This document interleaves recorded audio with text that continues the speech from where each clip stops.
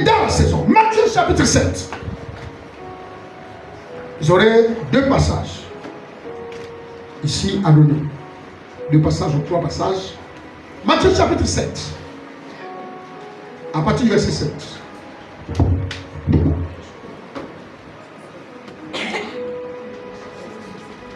Matthieu chapitre 7, à partir du verset 7. Matthieu 7, verset 7. Demandez et l'on vous donnera. Demandez et l'on vous donnera. Cherchez, Cherchez et vous trouverez. et vous trouverez. Frappez, Frappez et l'on vous ouvrira. et l'on vous ouvrira. Maintenant c'est 8. Verset 8. Car Car quiconque demande reçoit. Celui qui cherche, Celui qui cherche trouve. Et l'on ouvre la porte. Et l'on ouvre la porte À celui qui frappe. à celui qui frappe. C'est quoi notre thématique ce matin? Frapper aux portes. Dis à ton frère, frappe aux portes. Répète-le-lui, frappe aux portes. Alléluia.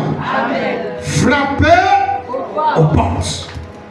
Alors, le verset 7 de Matthieu chapitre 7, la Bible dit, demandez et l'on vous donnera. Dis à ton frère, c'est un principe.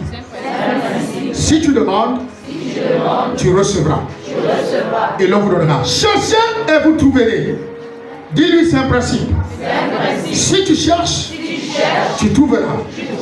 Frappez et l'on vous ouvrira. Dis, c'est un principe. Si tu frappes, on doit t'ouvrir. Maintenant, regardez. Je vous ai dit la dernière fois, lorsqu'on parlait des portes, je ne sais pas quoi, j'ai dit, pour accéder à des portes, il faut que tu aies la clé. Premièrement, tu dois avoir la clé. Maintenant, tu peux être le propriétaire d'une maison et sortir sans avoir amené avec toi les clés. Quand tu dois venir, il faut que tu fasses quoi? Que tu frappes. Et en frappant, il faut que l'on t'ouvre. Écoutez bien, ce sont des principes. Si tu ne frappes pas, la Bible ne dit pas que frapper et la porte s'ouvrira. La porte qui s'ouvre, c'est la porte dont toi tu utilises les clés. Quand tu mets la clé et la porte s'ouvre. Mais quand tu dois frapper, pour qu'on t'ouvre, ça doit dépendre de quelqu'un. Est-ce que vous comprenez? Amen. Pour que l'on t'ouvre, pour que tu rentres, quand tu frappes, tu n'as pas les clés, ça doit dépendre de celui qui est à l'intérieur. Si celui qui est à l'intérieur ne t'ouvre pas, tu n'entreras pas. Amen. Tu me comprends? Amen. Alléluia. Amen. La Bible dit frapper et l'on vous ouvrira. Ça veut dire qu'il faut que l'on t'ouvre pour que tu rentres. Si l'on ne t'ouvre pas, tu peux frapper, tu ne peux pas rentrer. C'est pourquoi certaines portes sont bloquées. À cause des personnes mal intentionnées, Amen. Des personnes jalouses, des personnes de mauvais cœur, des sorciers. Vous êtes sortis, mais vous avez du mal à rentrer. Parce que vous cognez, personne ne vous ouvre. Et si personne ne vous ouvre, vous savez que la personne qui est à l'intérieur est une mauvaise personne. Et cette personne-là, vous devez ce matin prier pour que cette personne entende votre voix. Amen. Regardez, lisons Apocalypse. Apocalypse chapitre 3.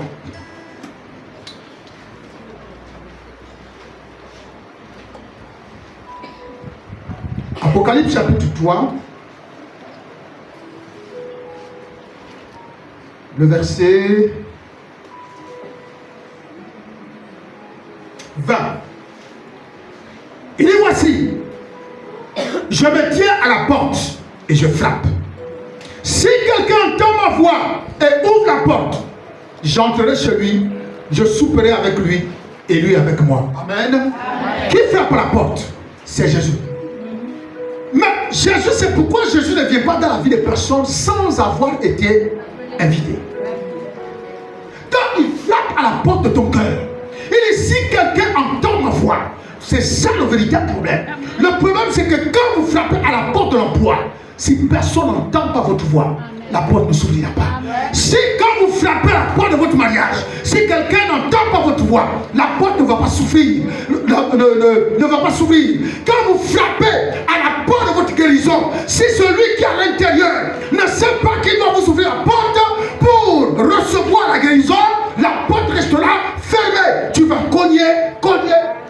c'est comment? Il n'y a personne? Non, il n'y a personne. Ou bien non, il y a des gens qui sont à l'intérieur, mais ils ne veulent pas ouvrir. Alléluia. Et vous savez, quand vous avez cogné longtemps sur une porte, imaginez que vous êtes le propriétaire. Personne ne vous ouvre la porte. Vous êtes là depuis 1 heure, 2 heures, 3 heures, 4 heures. Vous n'arrivez pas à joindre la personne. Vous pouvez faire quoi? Oser. Détruire la porte. Vous détruisez la porte d'accès. Parce que s'il n'y a personne d'autre, ben vous cassez pour accéder. Amen. Amen. Jésus a dit, voici je me tiens à la porte. Je frappe. Si quelqu'un entend ma voix et m'ouvre, j'entrerai. J'entrerai. L'objectif, c'est que nous voulons enfanter. Nous voulons produire. Nous voulons recevoir notre miracle, notre bénédiction, quelque chose que nous aspirons. Mais il faut que tu frappes. Et pour frapper, il faut frapper à la porte dont tu as besoin. Qu'est-ce que toi tu as besoin? Présentement, tu as besoin de quoi? C'est à cette porte-là qu'il faut frapper. C'est à cette porte. Tu vas pas aller frapper toutes les portes. Non, tu as besoin de quoi? D'une guérison. Il faut frapper à la porte de ta guérison. À l'intérieur, il y a des personnes qui sont censées t'ouvrir. Mais le problème, c'est que toi, tu as toujours frappé sans savoir que... Toi, tu penses que quand tu frappes la porte... Non. C'est pas dans ce principe. Les autres principes, c'est qu'il y a 3 facteurs, 3 principes qui font en sorte que les portes s'ouvrent devant vous. Le premier principe, c'est que tu sois propriétaire, que tu disposes d'une clé. Comme Jésus avait dit à Pierre, je te donne les clés du royaume. Les clés du royaume. Ça veut dire qu'avec ces clés, Pierre se devait d'ouvrir toutes les portes utiles et nécessaires dont il avait besoin pour y accéder. Donc, c'est le premier principe. Le deuxième principe, c'est de frapper pour que ceux qui sont à l'intérieur puissent t'ouvrir pour que tu y accèdes. Amen. Le troisième principe, c'est l'énergie, la puissance surnaturelle que tu possèdes, qui fait en sorte que quand tu arrives quelque part, même les portes qui étaient fermées s'ouvrent. Est-ce que vous comprenez? Et je vous avais illustré cela avec les grandes surfaces. Quand tu arrives, les portes s'ouvrent d'elles-mêmes. Même quand tu vois, par exemple, tu as l'impression de mettre la main, mais dès que tu t'approches, les portes s'ouvrent. Donc, cette force surnaturelle-là, cette énergie surnaturelle dont tu disposes et qui fait en sorte que à chaque situation, des portes s'ouvrent. Ça veut dire la capacité surnaturelle que tu as. Dès que tu te présentes, même s'il y avait une difficulté quelque part, dès que tu te présentes, la difficulté fléchit les genoux devant toi. Parce que tu es arrivé. Alléluia. Or, la Bible nous dit là, frappez et l'on vous ouvrira. Quand tu cherches, tu trouves ça toi-même. Mais il faut que tu cherches. Si tu ne cherches pas, tu ne trouves pas. Amen. Et demandez et l'on vous donnera. Tu demandes à quelqu'un qui possède. Et cette personne qui possède te donne. Mais si tu ne demandes pas à quelqu'un qui possède à cause de ton orgueil, ben tu n'auras rien. Tu attendras que le miracle vienne. Mais Dieu a déjà mis à côté de toi quelqu'un qui possède ce que tu veux. Et qui veut seulement que tu ailles demander à la personne. Et la personne va te donner. Mais toi, tu penses qu'il n'y a que Dieu. Non, je ne veux pas. J'ai la foi. Mais continue d'avoir la foi. Ça va durer. Ça va durer. Alors que Dieu a mis à tes côtés là. Comment je... Dis Amen. Amen. Quand vous pensez que je parle là, j'ai oublié. Je n'oublie. Il y a des choses qu'on n'oublie pas. Alléluia. Donc il faut frapper. Tu as besoin d'une guérison. Tu as besoin d'une porte ouverte. Tu as besoin de ceci. Je vous dis par exemple que nous sommes dans la saison des portes ouvertes. Amen. La saison des portes ouvertes. Alléluia. Amen. Les portes s'ouvrent. Mais parfois même quand la porte s'ouvre devant toi, toi tu ne sais même pas que c'est une porte qui s'ouvre. Yes. Toi tu te dis c'est ta connaissance. Dis avec moi, c'est la porte. Répète-le, c'est la porte. C'est la porte. Alléluia. Yeah. Une porte qui s'ouvre, les portes s'ouvrent comme ça. Quand les portes s'ouvrent, tu sais une décision. Quand on a la décision des rencontres, des portes spirituelles. Alléluia. Amen. Mais ici, à vie abondante, on n'a pas la notion de témoignage. Et ça, c'est une maladie. C'est un véritable problème. C'est-à-dire que tout ce que nous pouvons avoir sous le label de nos relations, On s'est dit, bon, ce sont nous-mêmes, nos efforts, ce sont nous-mêmes. Alors que Dieu ouvre Amen. une Oh, porte. Amen. Et quand Dieu ouvre une porte, bien aimé, cette porte devient utile pour beaucoup. Amen. Alléluia. Amen. C'est Dieu qui ouvre une porte. Dieu a ouvert une porte. Comme quelqu'un qui disait, papa ou bien maman, oui, Dieu a ouvert une porte. Oui, quelqu'un m'a appelé, quelqu'un m'a estompé pendant que je marchais. M'a dit, moi, c'est une porte. Ça veut dire que vous êtes dans la saison même. Mais il faut discerner, il faut comprendre. Si vous ne comprenez pas, vous ne pouvez pas témoigner. Yes, sir. Tant que vous n'avez pas compris, vous ne pouvez pas témoigner. Yeah. Amen. Oui. Alléluia. Amen. Quand on ouvre une porte, quand on est dans la saison des portes ouvertes, je dis que quand Dieu est en train d'ouvrir les portes, c'est-à-dire, les portes s'ouvrent. Si c'est les portes d'emploi, les portes de l'emploi s'ouvrent. Si c'est les portes du succès, les portes du... Donc ces portes-là s'ouvrent. Maintenant, quand on traverse cette période-là, et on accède à une autre saison, la saison, est-ce que je peux toujours envoyer? Il est déjà trop tard. La porte est déjà fermée. Là, Dieu est maintenant sur autre chose. Est-ce que vous comprenez? Dieu est maintenant sur autre chose. Peut-être que c'est une porte maintenant pour des délivrances incroyables dans l'église. Pendant que toi tu cherches la porte pour peut-être aller à l'école, mais la porte là est déjà fermée. Dieu est le Dieu des temps et des saisons. Cette saison est déjà fermée. Dieu est sûr maintenant sur la préoccupation de délivrer son peuple. Donc tout dépend là que Dieu va épouser, ça va traîner. Lui, il est actuellement sûr, il faut délivrer mon peuple. C'est comme ça que Dieu travaille avec les portes. Mais si on ne les comprend pas, on va toujours passer à côté de la place. Ou on va penser que bon, ce sont nos relations. Tout simplement. C'est comme ça. Ce sont nos relations ou ce sont nos frères. Ce sont les portes. Les portes. Quand vous saisissez la parole, dès que tu vois une opportunité, tout de suite tu sens que oui, ça là. Le Seigneur nous l'avait déjà enseigné dans l'église, nous avait déjà averti que voilà ce qui doit arriver, les portes, voilà. C'est comme ça que ça se passe.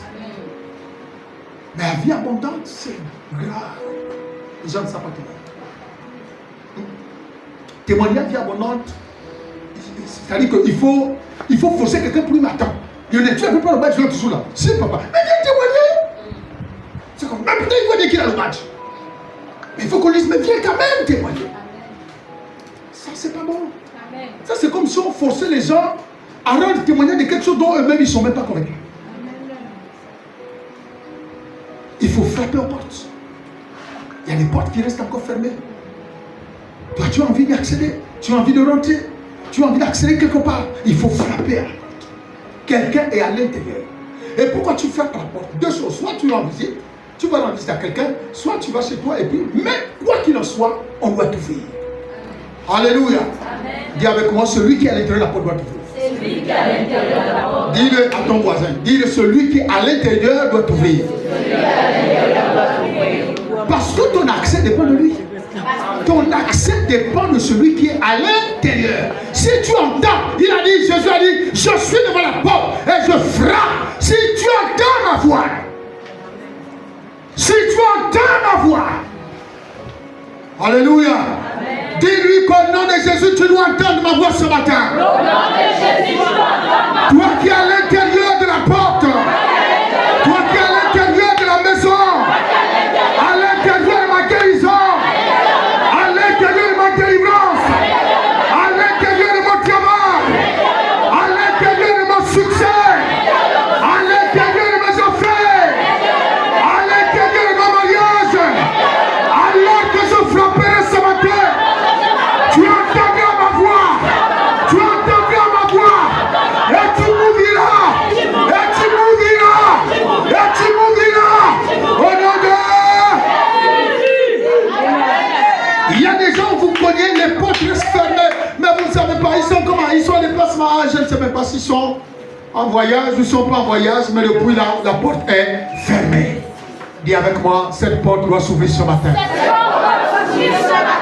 La porte que tu as frappée une fois, deux fois, trois fois, et qui ne s'est pas ouverte, elle va s'ouvrir au nom de Jésus. Parce que maintenant tu es conscient et tu sais que quelqu'un est à l'intérieur. C'est cette personne qui doit t'ouvrir. La Bible dit frappez et l'on vous ouvrira. Frappez aux portes si vous voulez que l'on vous ouvre.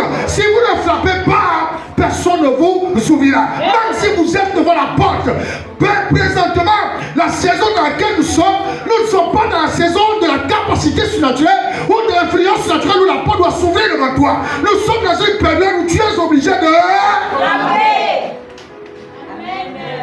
Alléluia. Amen. Tu es obligé de frapper pour que la porte s'ouvre.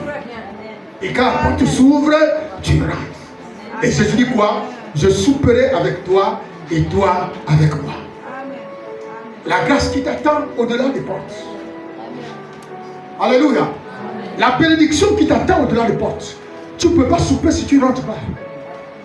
Il faut que tu accèdes. Il faut que tu rentres. Alléluia.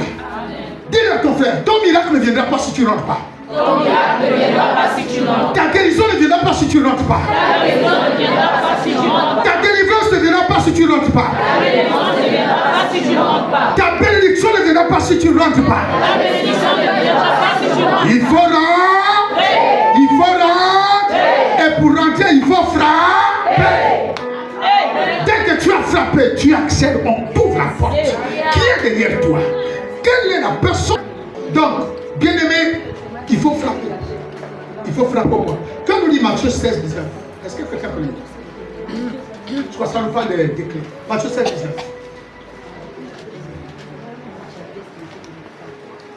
Matthieu 16, 19. Matthieu 16, 19. Je te donnerai les clés du Je te royaume donnerai les des clés cieux. du royaume des cieux. Ce que tu lieras sur la terre Ce que tu lieras sur la sera terre lié dans les cieux. sera lié dans les Ce cieux. que tu délieras sur la terre Et ce que tu délieras sur la sera terre délié dans les cieux. sera délié dans les cieux. Amen. Alléluia. Amen. Là, c'est quand tu sais que tu as les clés. Amen. Est-ce que vous comprenez? Amen. Je veux souligner ce détail. Là, c'est quand tu sais que tu as les clés. Donc, tu n'as pas besoin de frapper parce que tu sais chaque clé qui ouvre la porte de ta maison.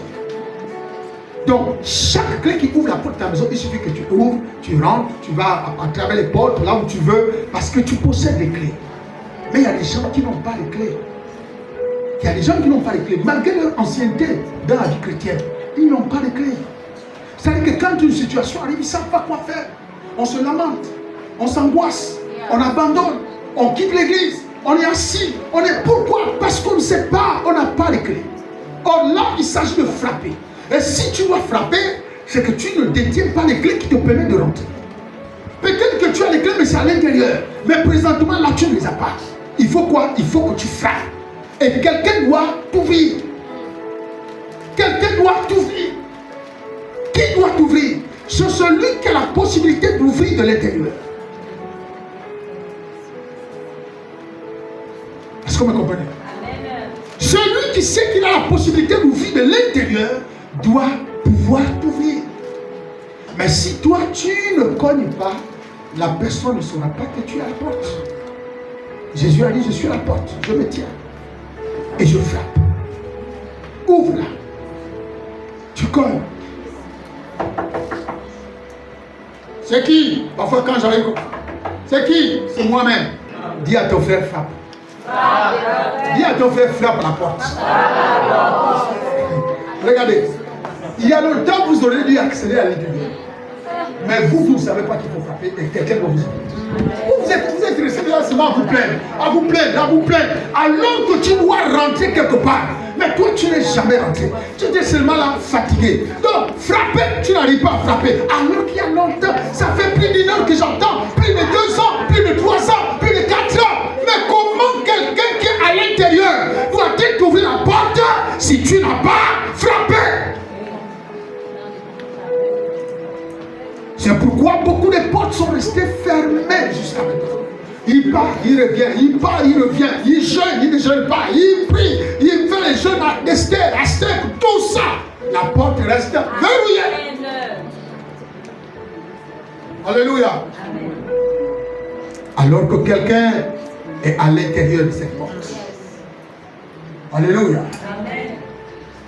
Quelqu'un est à l'intérieur de cette porte. On va faire un truc simple. Qui pensez-vous qu'il peut être à l'intérieur? Qui? Un sorcier? Est-ce qu'un sorcier peut être à l'intérieur? Hein? Un sorcier peut être à l'intérieur. Donc quand tu rentres, Tu vas souper avec le sorcier.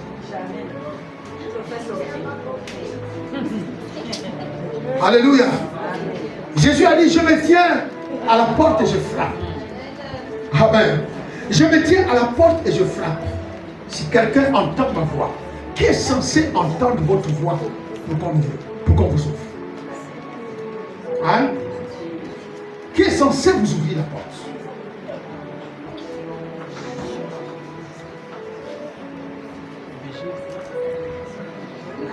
Parce que si je vous parle de porte, vous dites amen, oui c'est vrai, il y a longtemps je devais rentrer là. Mais qui est censé ouvrir la porte là? Puisqu'elle est fermée, qui est censé te l'ouvrir? Hein? C'est d'ouvrir la porte. Bon, quand Jésus dit, je me tiens à la porte et je frappe. Si tu entends ma voix, je fais quoi? Et je soupe. Donc là, il est question de qui? Qui est censé ouvrir la porte à Jésus? C'est moi, n'est-ce pas? Maintenant, là, la Bible te dit, frappez et l'on vous ouvrira. Maintenant, là, à ton tour, qui doit t'ouvrir? Hein? Cherchez et vous trouverez. Quoi d'autre encore? Demandez et l'on vous donnera. Frappez et l'on vous ouvrira. Car quiconque cherche trouve, quiconque demande reçoit, et l'on ouvre à celui qui frappe. Maintenant, nous là, comme là ce n'est plus Jésus qui est à la porte, là on nous dit frappez et l'on vous ouvrira. D'accord, c'est moi qui frappe. Qui doit ouvrir? Hein? C'est Jésus qui doit. Vous comprenez? Donc là, ça veut dire qu'on a affaire à une catégorie de personnes qui s'opposent à votre accès. Amen. Mais normalement, si on accède, c'est pour aller recevoir notre bénédiction. Or, on sait qu'à l'intérieur de cette porte, il y a notre bénédiction, il y a notre miracle, il y a notre guérison, il y a notre délivrance. Et qui est l'auteur qui peut nous donner tout ça? C'est Jésus. Alléluia. Maintenant, s'il arrive que les sorciers aient verrouillé complètement nos portes, que les sorciers aient verrouillé complètement nos portes, ça veut dire qu'on est véritablement spirituellement en danger. Pourquoi? Ça veut dire que Jésus n'a plus le contrôle. Oui.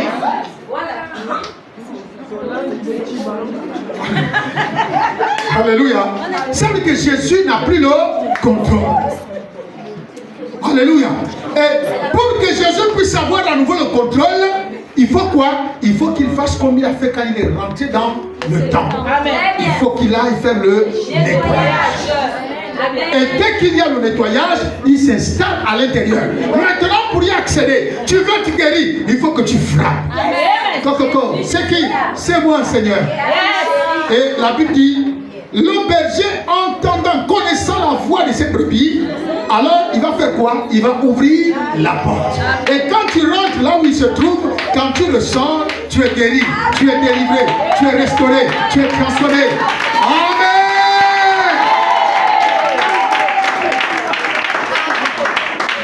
Parce que si le sorcier, c'est pas je dis si quelqu'un, quand tu frappes la porte, si quelqu'un ne t'ouvre pas, c'est que la personne qui est à l'intérieur est mauvaise. Et c'est pourquoi je dis, soit alors là, on a affaire à des sorciers qui viennent et qui bloquent. Comment un sorcier peut-il m'empêcher? Je préfère le fait que je sois dans l'ignorance, de n'avoir pas connu qu'il fallait que je frappe, parce que Jésus m'attend à l'intérieur. Là, c'est normal. Mais que quelqu'un dise, il y a le sorcier te recule, te fait reculer. Tu ne peux pas rentrer parce qu'il y a un sorcier à l'intérieur. Ta vie spirituelle. Ta vie spirituelle est en danger. Alléluia. Parce que ça dit que tu ne vas jamais accéder tant qu'il est là. Parce que toi-même, tu n'as pas la force de détrôner cet esprit qui est derrière ta maison. C'est quoi cet esprit? Qui es-tu, grande montagne, pour m'empêcher de rentrer à ma bénédiction? Qui es-tu, grande montagne, pour m'empêcher d'accéder là où se trouve mon mariage, là où se trouve mon travail, là où se trouve mon succès, là où se trouve ma réussite? Qui es-tu, grande montagne? Et nous avons chanté tout à l'heure, les montagnes seront aplanies. Donc, tant que Jésus n'a pas encore accédé à ta maison, frère, ta vie spirituelle est en danger. pourquoi, quand mon gars témoignait, il disait quoi? Il y a quelqu'un qui est venu, un maître de la maison lui a donné, oh, je veux que tu prennes, parce que le diable à minuit vient toujours me dicter la conduite à tenir. Donc je te donne une chambre, la meilleure de ma maison. Il a dit quoi? Jésus a dit, il n'y a pas de problème, je rentre et je me mets là où. Voilà, Jésus est rentré dans la meilleure chambre. Lui-même, il me met dans une autre chambre. À minuit, le diable est rentré toujours, est allé frapper cet homme. Et quand il se lève le matin, il regarde Jésus, il dit à Jésus, mais moi je ne comprends pas. Tu m'as dit que si je te donne un endroit où il doit demeurer, alors ça veut dire que, il a dit oui, tu m'as donné une chambre. J'avais le plein contrôle de ma chambre. Bon, on va aller vite. Je te donne 10 chambres, moi-même je le mets au stade. Minuit, le diable vient se présente. Il bastonne le monsieur, il défigure, il shoot, il tombe au sol. Assis, Jésus ne sort pas. Jésus ne sort pas. Quand il sort, il se lève seulement le matin. Quand il se lève le matin, il regarde le monsieur. Qu'est-ce qui s'est passé? Comment tu peux me poser cette question? Je t'ai donné 10 chambres, tu m'as dit voilà. Voici les 10 chambres. Il dit c'est normal, tu m'as donné les 10 chambres. Et j'ai contrôlé les 10 chambres. Les 10 chambres étaient sous ma protection. Il réfléchit, il dit bon, maintenant je fais comment? Il dit si tu me donnes les clés de ta maison, c'est bon. Et le monsieur a remis à Jésus les clés. Écoutez bien, c'est quand vous chuchotez là que vous ne comprenez rien. Jésus a donné, le propriétaire a donné à Jésus les clés de la maison. Donc Jésus était à l'intérieur maintenant de la maison. Il avait le contrôle de la maison. Ce n'est pas parce que Jésus était à l'intérieur que le diable a dit je n'irai pas. Il est reparti. À minuit, quand il vient, il colle. Comme on dit, quand quelqu'un colle, tu l'ouvres. Et cette fois, c'est Jésus qui va ouvrir la porte. Quand il se présente à la porte centrale, il ouvre la porte. Quand il ouvre la porte, vous savez ce que Satan a dit? Excusez-moi, je me suis trompé. Alléluia. Il n'est plus jamais revenu. Parce qu'il savait que là-bas, Jésus était déjà là-bas. Là-bas, c'est plus l'endroit où il fallait bloquer. Il est là-bas. Alléluia. Aucun sorcier ne peut tenir ta bénédiction fermée depuis 5 ans, 6 ans, 7 ans, 8 ans, 9 ans. Et il demeure tranquillement dans ta maison. Viens avec moi. En tout cas, ça ne pourrait plus être possible. Aucun sorcier ne peut se mettre devant la porte de ta bénédiction, devant la porte de ta guérison, pour empêcher la guérison de venir, pour empêcher le succès d'arriver, pour empêcher la bénédiction d'arriver. Aucun sorcier n'a ce pouvoir. Parce qu'à l'intérieur de cette maison se trouve Jésus. Alléluia. Personne. Alléluia. Quand les gens arrivent, c'est comment? Les portes là sont fermées. Les portes là, tu vas là-bas, les portes sont fermées. Tu vas à gauche, les portes sont fermées. Frappe à la bonne porte. Amen. Frappe à la bonne porte. Amen. Quelle est la porte dans laquelle tu veux passer? Amen. Par laquelle tu veux passer? Peut-être c'est la porte du succès. Amen. Va cogner à cette porte. Jésus s'appelle le succès. Il est déjà à l'intérieur. Lorsque tu vas frapper, il va t'ouvrir. Et tu vas rentrer. Tu seras maintenant une personne de succès. Quand tu vas rentrer, si c'est un problème de consécration, ta consécration, elle est comme une vie en vie de tortue. Bien aimé, va frapper. Quand il y a la porte de la consécration, c'est qui? C'est moi, Seigneur. Et lorsqu'il tourne la porte de la consécration, toutes les portes sont déjà écrites. Mais quelle est la porte que toi tu veux? Quelle est la porte sur laquelle tu veux frapper? Et ce matin, c'est sur cette porte-là que tu dois frapper. Au nom de... Si tu ne frappes pas cette porte, parce que Dieu connaît ton besoin, Dieu connaît véritablement ton besoin, ne va pas frapper à la porte de 50 millions, alors que Dieu sait que tu as besoin d'un petit travail. Ne va pas frapper à la porte des voyages, alors que Dieu sait que tu as besoin de consécration. Frappe à la bonne porte. Frappe à la bonne porte. Frappe à la bonne porte. Au nom de... Viens avec moi, cette porte doit s'ouvrir maintenant. Alléluia. C'est pourquoi la Bible dit mon peuple périt faute de... Alléluia.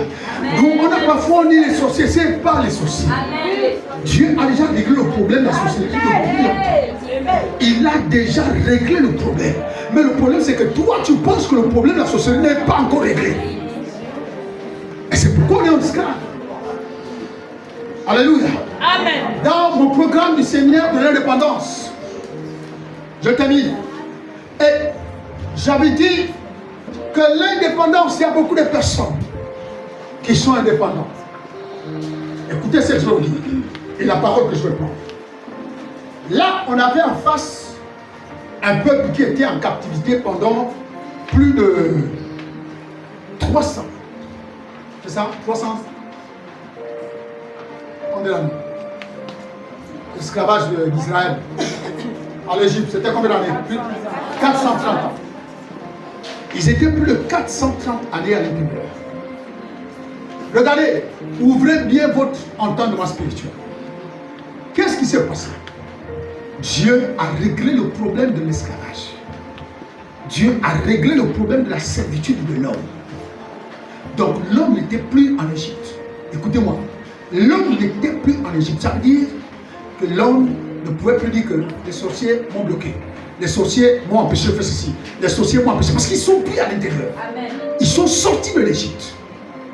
Amen. Amen. Maintenant, à quel moment on a compris que la délivrance de l'homme était une délivrance physique, mais pas morale. On va dire spirituelle. Parce que quand ils se sont retrouvés dans le désert, un petit moment de disette, un petit moment de frustration, un petit moment de colère, ils se rebellaient contre l'autorité. Et ils disaient à Moïse, nous, en Égypte, à l'heure là, on est assis devant les marmites de viande. On est en train de manger. Toi, tu nous promets la vie éternelle. Toi, tu nous promets le pays où coule le lait et le miel. Alors que le poussière, on ne mange pas. Le poussière, on n'a pas bu de l'eau. Le poussière, on souffre. Vous voyez, ils n'étaient plus dans l'Égypte. Mais ils avaient gardé la mentalité de l'Égypte. La mentalité de l'Égypte, c'est ce qui rend esclave beaucoup de personnes. Il n'y a plus un sorcier. Toi, tu penses que le sorcier matin, midi et soir. Le sorcier, il n'est plus là. Mais toi, tu penses que si tu n'as pas mangé, il y a un sorcier dans ta famille. Tu penses que si tu n'as pas ceci, il y a un sorcier. Tu penses que le problème du sorcier a été réglé depuis. Dieu t'a fait sortir du milieu de la sorcellerie pour te conduire au pays où coule le lait et le miel. C'est ça. Mais toi, quand tu traverses des moments difficiles, quand tu traverses des moments compliqués, quand tu traverses des petites difficultés, je ne sais plus, j'ai prié, en tout cas, je ne sais plus, je viens. Dieu ne t'a jamais dit que quand tu quittes l'Égypte jusqu'à Canaan, tu ne vas jamais rencontrer les problèmes. Sinon, comment justifier de l'Égypte jusqu'à Canaan tous les combats qu'Israël a menés? Comment justifier ça? Amen. Alléluia. Alléluia. Alléluia. Mettons debout.